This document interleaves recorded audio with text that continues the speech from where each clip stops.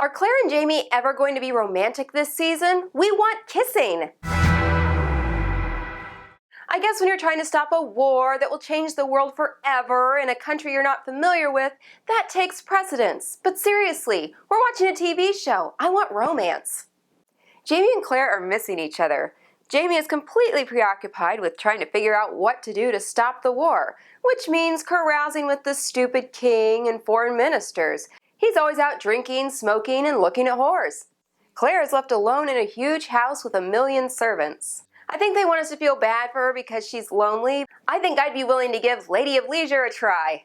She gets to do things like find Jamie's little toy snake he lost and go to tea with Louise, which is more than entertaining when Mary Hawkins admits she's afraid of Frenchmen and what they do to women with their thingy. She doesn't think Englishmen do that, but then she has nothing to fear because Claire has a moment of clarity and remembers that Mary Hawkins is going to end up with an Englishman, Frank's great-great-great-great-grandfather, Jack Randall.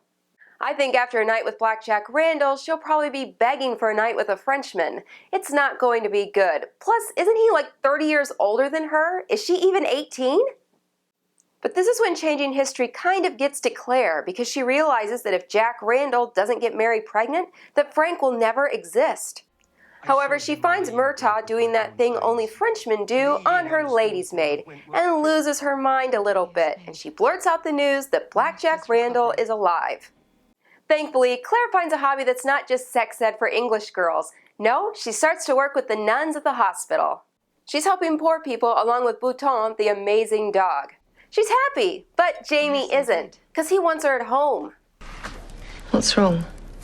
You're with child, for one. Too bad, Jamie. Claire is a modern woman.